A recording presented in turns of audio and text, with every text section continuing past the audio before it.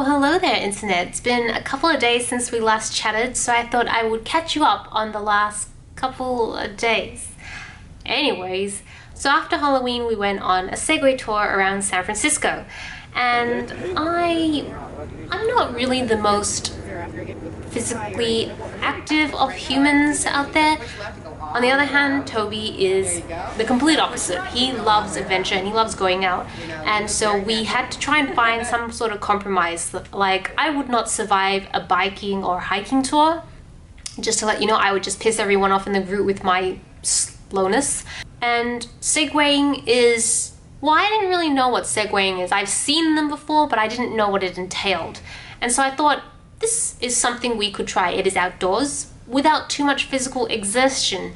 And now that I've been on a Segway tour, it is the most amazing thing ever. I cannot recommend it enough. I'm so glad I went on one. It is a little bit apparently like snowboarding.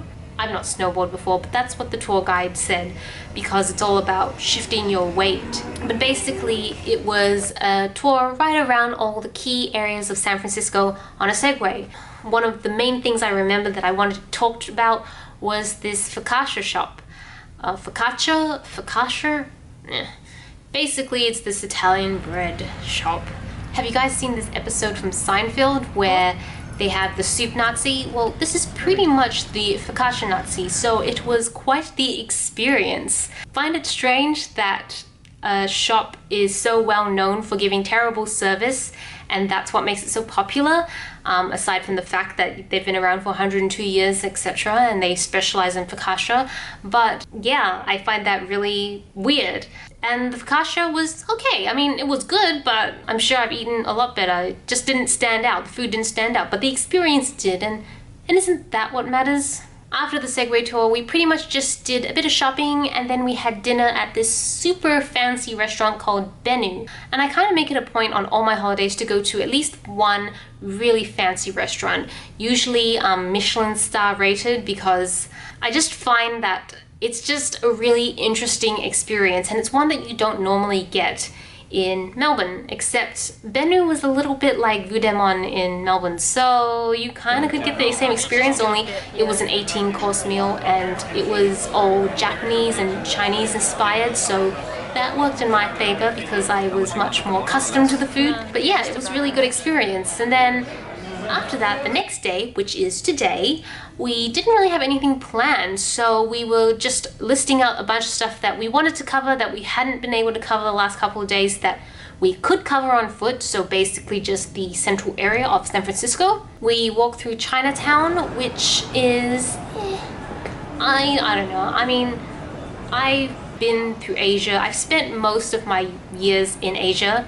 I live in Australia, I'm Chinese, and most of my family is in Asia, so I visited a lot of Asia in my years, so Chinatown is always a little lackluster for me. I don't know, I mean, Toby really enjoyed it, so I guess it appeals to some people, just not to me, or to people who have spent a lot of time in Asia. I'm more interested in seeing all the more Western features of the city, which we did, because after that we headed up to Pier 39, and there were a ton of sea lions, which was very exciting. They smell really bad, but they're so cute, and they're just all lying on top of each other, and now that sounds bad. But you know, they're just there and enjoying the sunshine. So that was really a good experience. And Pier 39 is kind of like, reminds me of like a Luna Park or a carnival. A little bit. There's a couple of rides, but not really. It's just more very showgroundy. So we had lunch and then headed off to Lombard Street, which has that famous zigzaggy road. It is quite an effort to walk up that hill, and I am incredibly unfit, so it was even more effort for me. But I made it, and we got to see the crooked street, which was pretty interesting. I'll give you a little fact of the day. Apparently the reason it's so zigzagged is because back in the day when San Francisco wasn't actually a city, there used to be a dairy farm up on the hill, or yeah, up at the top of Lombard Street, and cows don't like to walk down like this. They need to walk zigzag, and that's why they created a path that went zigzaggy so that the cows could walk down comfortably. They've just maintained that ever since, and that's why the street is so crooked. They say crooked, but it's pretty even zigzag in my opinion. So, well, tomorrow we're going to be renting a car because we have to drive down to LA. And I've told Tobias that I think we really need to drive down that street just to say that we've driven down it before, which seems to be the idea for a lot of tourists. The street is packed with tourists and a lot of them are trying to drive down just to experience it. What did we do after that? We pretty much just went shopping. I mean, that sounds kind of boring to some people. I'm sure it's not very boring to my viewers because I do run a beauty blog.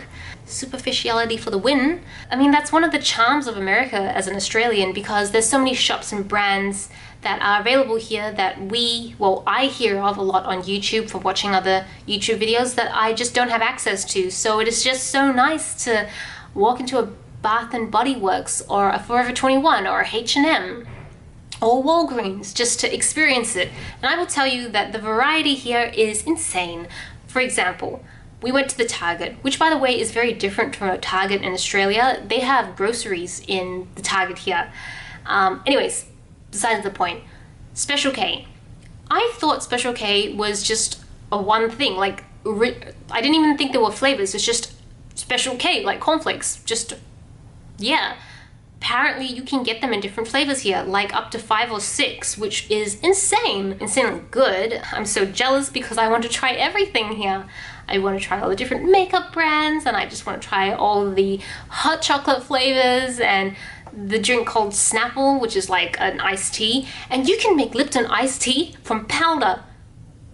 If you're an American viewer, you're probably looking at me thinking, oh, she's crazy. But it's pretty exciting for me, and I'm really loving the experience of checking out all the shops and trying to buy what I can carry in my luggage and take home with me. And the prices for food especially, so good, like 50% cheaper than Australia. But other things like, say, clothes and other stuff, it's very hit and miss. Some of the stuff here is just as expensive as Australia, like they actually are quite even, and maybe that's because of the dollar. And then there's stuff that's really cheap. So it really is hit and miss. And that's about it. So thank you so much for watching. I hope you've enjoyed this video as much as I've enjoyed filming it. And I will catch you guys in the next video. Bye!